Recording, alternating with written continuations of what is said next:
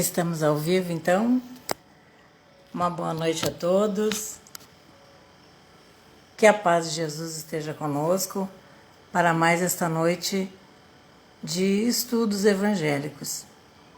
Então, com essas vibrações, nós iniciamos esse momento de radiação, pedindo auxílio aos amigos espirituais, a todos aqueles que conosco estão nessa caminhada, sejam encarnados ou desencarnados.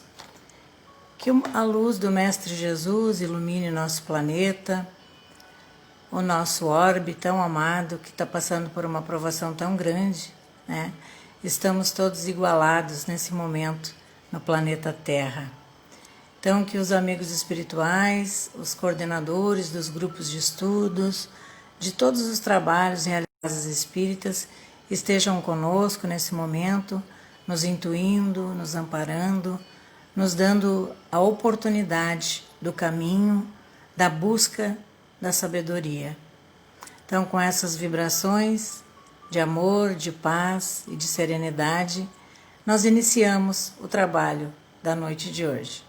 Espero que esteja tudo correto nessa nova forma de exposição, né, que a gente busca a melhor maneira, às vezes no notebook, às vezes no celular, mas enfim, o que importa é a mensagem, que ela seja perfeita na sua mensagem da doutrina espírita, né? Que essa mensagem seja de luz, de orientação a todos nós, estudantes da doutrina espírita. Então, para o tema da noite de hoje, eu trouxe a lei de reprodução. Ela está lá nas Leis Morais, na terceira parte do Livro dos Espíritos, e as Leis Morais são 12 leis. A lei de reprodução é a quarta lei das Leis Morais, e começa assim. Na questão 686, Kardec pergunta: é lei da natureza a reprodução dos seres vivos? E a espiritualidade responde: evidentemente, sem a reprodução, o mundo corporal pereceria. A reprodução humana tem sido fonte de muitos debates, enfrentamentos, discussões calorosas e até mesmo brigas, né?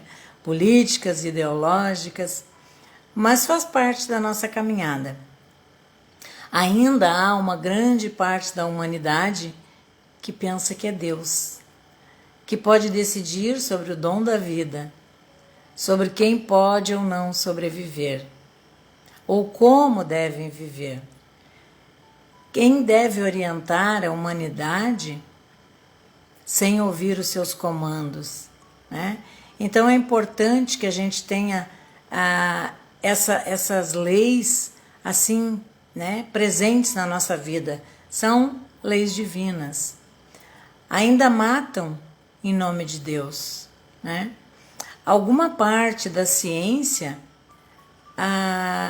acredita que a vida termina com a morte do corpo físico. Outra parte já caminhando em busca de novas respostas. Muitos já acordaram para a vida espiritual, graças a Deus. Então, um grande número de países já está liberando o aborto, dizendo que a mulher tem poderes absolutos sobre o seu corpo, lei do engano. Assim, alguns países também praticam a eutanásia. Nossos poderes são sempre relativos a tudo que diz respeito à obra divina, a Deus. Só Deus tem poderes absolutos. Então, todo o abuso que nós cometermos, nós prestaremos conta. Nossa consciência vai cobrar os erros cometidos em nome de uma vanguarda translocada, né? Que acha que pode ir fazendo coisas ao bel prazer, ao comando de somente suas opiniões. Alguns que defendem bandeiras, né, que levantam bandeiras contra a vida, contra a reprodução humana, ou que podem manipular a reprodução, mudando genes. Tanta coisa a gente já ouviu, né, sobre isso. Homens insanos. mas faz parte da nossa caminhada evolutiva. Acham que tem o dever, alguns acham que tem o dever, né, o direito de controlar tudo, controlar o outro, controlar a vida da humanidade. Nós somos individuais e coletivos, nas responsabilidades, nos deveres e nos direitos. Cada um é responsável por tudo que faz ou deixa de fazer. Pois somos seres ativos, né? Nós somos seres participativos do meio em que vivemos. Nós deveríamos ter e assumir essas responsabilidades, esses direitos e esses deveres. Então, nós somos coletivos nas decisões da sociedade em que nós vivemos, do país em que nós vivemos, porque nós somos atuantes, né? A gente vota, tem o poder de voto. Então, qualquer decisão que a nossa sociedade, o nosso país tomar aquilo como decisão, nós somos copartícipes, né? Nós somos participantes dessas decisões. Então, a lei de reprodução, ela permite o equilíbrio da humanidade, pois sempre haverá o apoio das outras leis, como a lei de progresso, a lei de sociedade e mesmo a lei de destruição, pois elas se complementam, né? Elas servem de apoio umas às outras. As leis naturais ou divinas, elas são imutáveis, uma vez que são obras do Criador. Lá na questão 687, Kardec pergunta: indo sempre a população na progressão crescente que vemos, chegará tempo em que seja excessiva na Terra? Ele quer saber se vai haver muita gente na Terra, né? Se vai haver uma população excessiva. E os espíritos respondem: não. Deus a isso tudo provê e mantém sempre em equilíbrio. Ele coisa alguma faz de inútil. O homem, que apenas vê um canto quadrado da natureza, não pode julgar a harmonia do conjunto. Desnecessário é a preocupação com a superpopulação, pois Deus tudo proverá. A questão seguinte nos faz constatar a evolução, porque já passamos e ainda estamos passando, pois nada detém a lei de evolução. E Kardec questiona, então, a extinção de algumas raças, na 688. Há, nesse momento, raças humanas que evidentemente decrescem? Virá um momento em que terão desaparecido da Terra?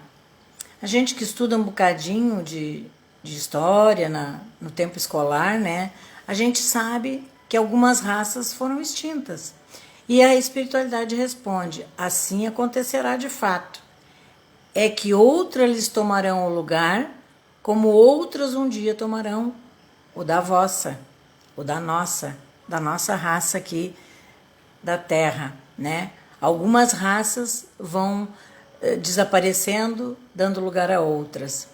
Há vários tópicos, então, na lei de reprodução, e nós vamos abordar hoje, para que possamos aprofundar um pouquinho esse tema, no item dos obstáculos à reprodução.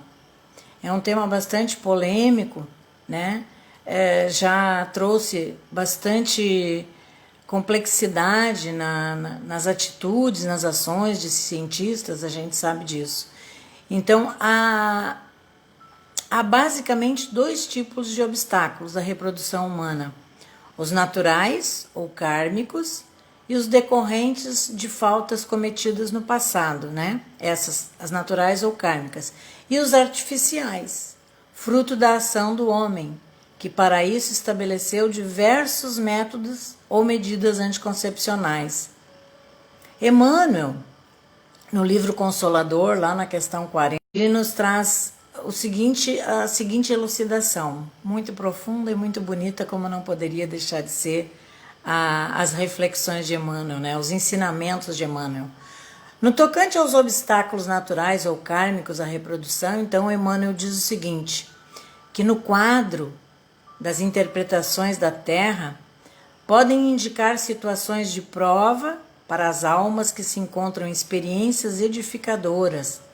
Todavia, se considerarmos a questão no aspecto espiritual, Somos obrigados a reconhecer que a esterilidade não existe para o espírito, que na terra ou fora dela pode ser fecundo em obras de beleza, de aperfeiçoamento e de redenção.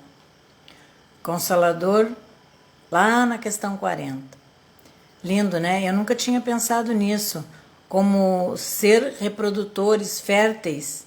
Então, Emmanuel aqui nos direciona todo tipo de reprodução que nós podemos fazer. Aperfeiçoamento, beleza, tornar um mundo fértil de amor, de beleza, de fraternidade, caminho que todos nós estamos aprendendo a seguir. Podemos ser férteis, reprodutores em diferentes áreas da vida, e não só na reprodução humana. É um outro aspecto, né, da lei de reprodução. Se em uma encarnação nossa caminhada é de não ter filhos, isso não significa que sejamos inférteis, não reprodutivos. Interessante essa visão de Emmanuel, né?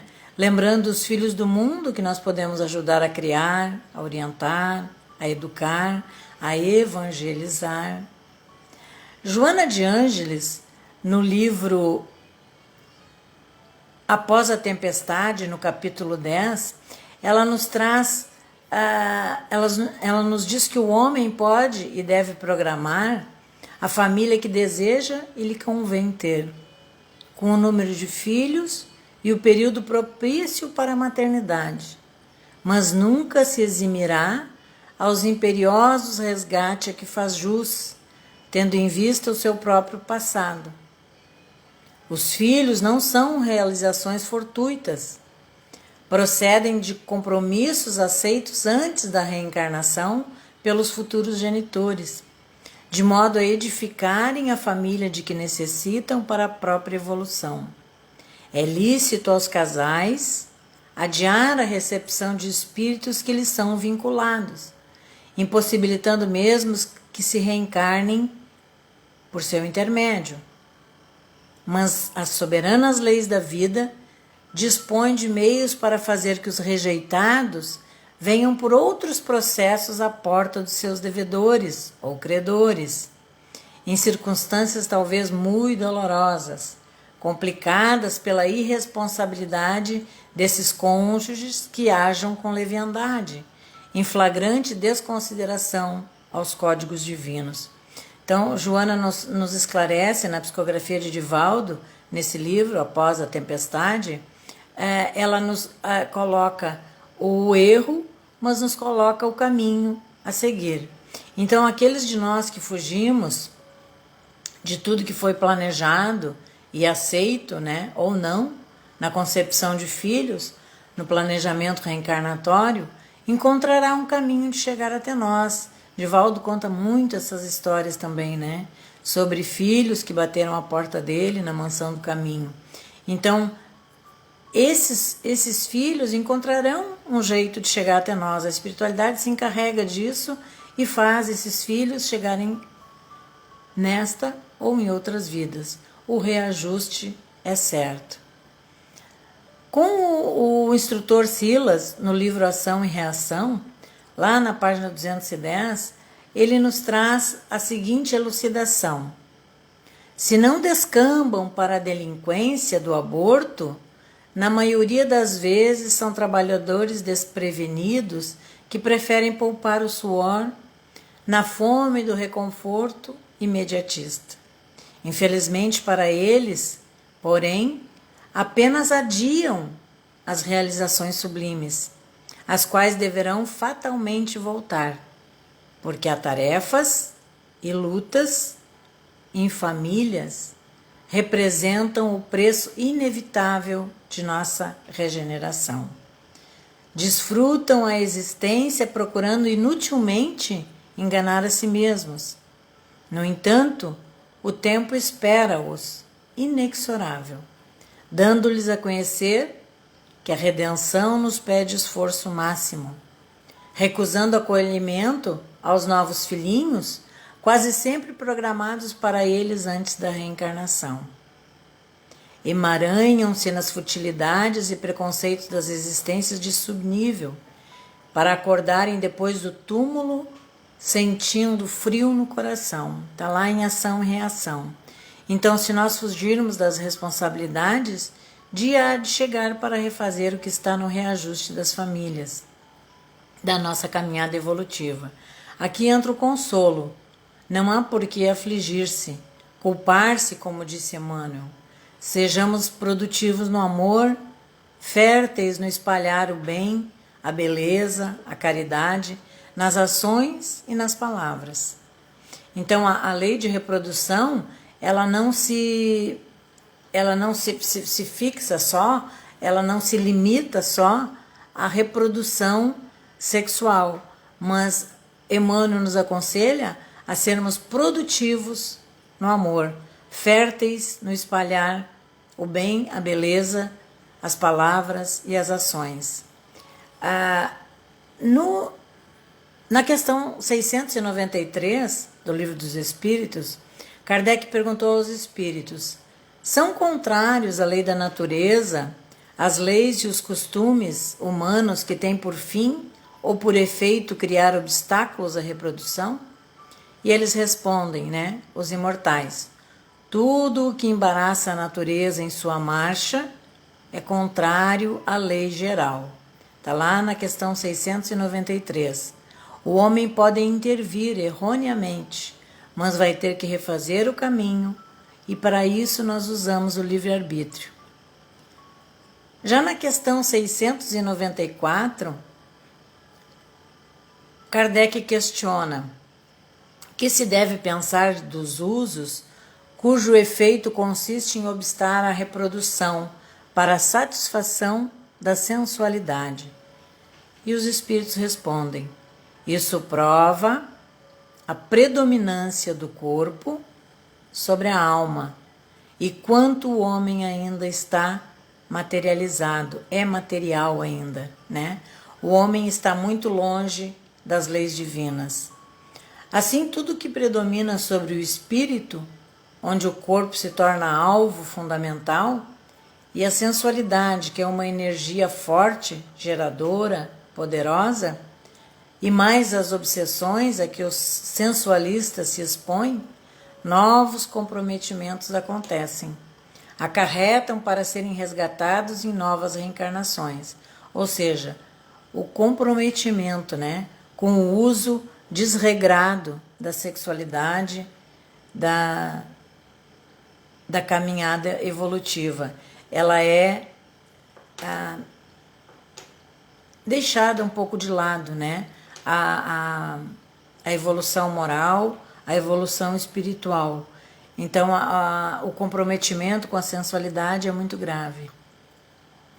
Então, mais uma oportunidade de nós irmos buscar nas leis morais esse apoio que nós precisamos para ir caminhando de forma mais correta, mais próxima das leis divinas, mais próximos das leis divinas, Então, que nós possamos colocar em prática essas leis. Quanto mais rápido nós tomarmos posse, conhecimento dessas leis, melhor para nós, melhor para a nossa evolução moral, evolução espiritual. Então, para darmos uma sedimentação nessa lei de reprodução, eu vou ler a respeito da questão 694, esta lei comentada pelo Miramês, Espírito Miramês, mentor de João Nunes Maia. Ele traz a questão 694 e um comentário bastante profundo, que nós, prestando atenção e interiorizando, nós vamos encontrar bastante reflexão aqui. Então, a questão 694 diz assim: que se deve pensar dos usos cujo efeito consiste em obstar a reprodução para a satisfação da sensualidade. Isto prova a predominância do corpo sobre a alma e quanto o homem é material. É essa a resposta dos espíritos. Então, essa questão de bitolar, a reprodução em função da sensualidade, né? Houve uma época em que isso era muito forte, né? Algumas mulheres, alguns casais, hoje eu acredito que ainda existe, né? Esse tipo de relacionamento, onde eles abriam mão da reprodução em função de muito egoísmo, de muito orgulho, de muita vaidade, né? Com o corpo físico, em detrimento do corpo espiritual. E o Miramês, então, ele comenta essa questão, dizendo: atos animalizados. Há muitos laços que prendem a alma às paixões inferiores, como os variados processos que a sensualidade usa para sua satisfação, embriagando os sentimentos em sensações grosseiras. É, pois, nesse sentido, que o espírito é considerado animal. Mesmo com vestimentas diferentes destes, no entanto, as suas investidas no campo dos desregramentos são as mesmas, ou por vezes piores. A doutrina dos espíritos surgiu no mundo, como nos refere a codificação, para educar e instruir. Não devemos nos cansar de repetir essas duas máximas, que fazem do espírita um verdadeiro cristão, quando ele toma a sério esses preceitos de luz. O homem, quando olha somente para baixo, esquece de sentir o espírito que domina a matéria. Ele é animalizado, ocupando a sua mente com a apologia de que a carne precisa de carne e que satisfações inferiores o distraem. Não estamos aqui contra a prática do sexo, que sabemos ser força de continuação da espécie, mas somos somente contra o desregramento do mesmo, que pode levar à loucura e ao fascínio. A Miramês é bastante real, né? Assim, consistente com as suas elucidações. Não estamos contra a prática do sexo, que sabemos ser força de continuação da espécie, mas somente contra o desregramento do mesmo, que pode levar à loucura e ao fascínio. O excesso das sensações pode embriagar a alma em caminhos de difícil recuperação. Convém notar as necessidades dos espíritos que já acordaram para a luz, a autoeducação, em todos os rumos da disciplina, para que no amanhã sintamos necessidade e facilidade de acompanharmos Jesus. Mesmo se já foi conquistada certa educação na área do sexo, não se deve vangloriar por esse feito de boa vontade. Se já se vive esse equilíbrio, ele mesmo por si só irradia a grandeza da alma. Ou seja, não se deve vangloriar, né, de já ter alcançado o equilíbrio. Então a verdade não precisa de jornais, segue Miramês, e não pede outros meios de comunicação para se revelar. Ela, sendo verdade, já tem seus métodos de anunciação. Se já és equilibrado, que sejas para ti mesmo, a fim de que ninguém se vanglorie na presença de Deus. Isso está lá em Coríntios, capítulo 1, versículo 29. E segue o Miramês. Mesmo educando a poderosa força sexual, existem muitas outras para serem disciplinadas, que não se sabe quando elas estarão domesticadas. Quantas forças nós precisamos ainda domar, né? E educar. Essa é a palavra-chave, educar. E quando observamos nos meios espiritualistas que anunciam antes de consolidar a educação e voltam atrás, envolvendo-se nos sentimentos que supunham vencidos, é a tal da queda, né? Vez por outra, caímos.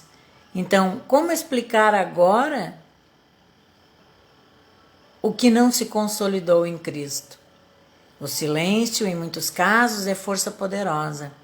Deixemos que os outros descubram as nossas virtudes, sem que nossa voz participe em defesa própria. É o tal do orgulho, né? Aquele que já alcançou alguma coisa, se vangloriar do que já alcançou. Perde-se o mérito, né? Então a vanglória pode ser a perda do já conquistado, diz Miramês. Não inventemos meios ilícitos para uma coisa tão séria que é a reprodução. E não desmoralizemos seus valores para a nossa própria satisfação. A natureza tudo fez sob as bênçãos de Deus, para a glória da vida.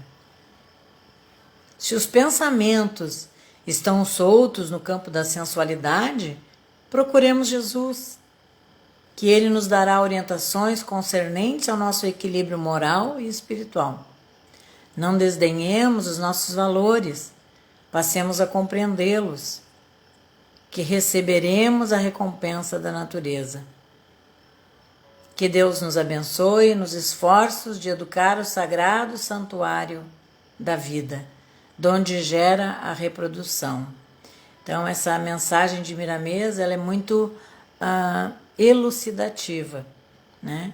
Que nós possamos ter uma boa reflexão, então, a respeito da lei de reprodução, e que lá no Livro dos Espíritos ela tem muito mais temas, aborda muito mais temas, mas como o nosso tempo é curto, né, não há como aprofundar uma grande quantidade de itens. Então, que essa busca do desenvolvimento, da sabedoria, do conhecimento, nunca se envolva na ociosidade, no orgulho e na soberba. Lembrando sempre o bom e velho Sócrates: conhece-te a ti mesmo. Só nós mesmos sabemos, buscando profundamente dentro de nós, quem somos, o que somos, né? E essas reflexões nos levam onde quero chegar, o que eu quero ser, que ponto moral eu já adquiri, né? Quais são os meus pontos positivos, os meus pontos negativos. Essa é a busca que Sócrates e Santo Agostinho, né, nos ensinam e nos solicitam que a gente faça essas reflexões. Então, o estudo da noite era esse.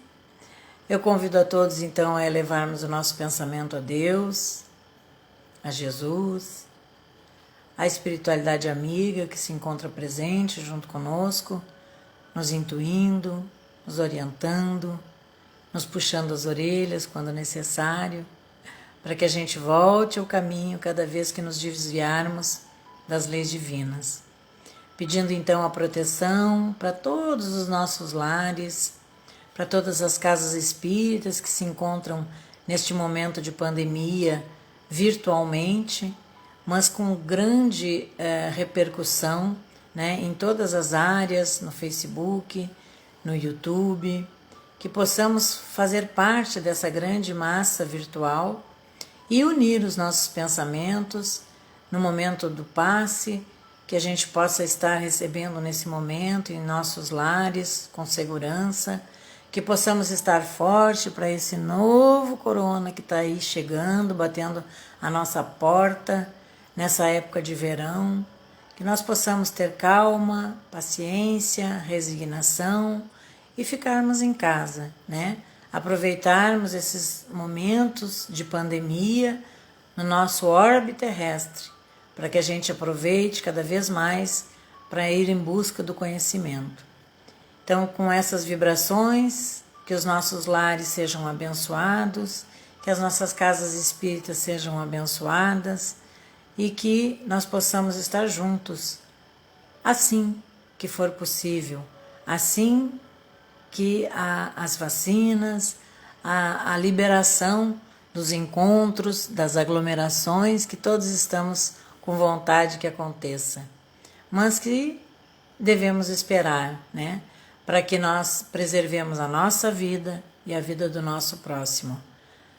Então, com essas vibrações de coragem, de fé, de amor, nós encerramos a atividade. Que a paz de Jesus fique em nossos corações, hoje e sempre. Que assim seja. Uma boa noite a todos. Obrigado pela companhia. Que assim seja.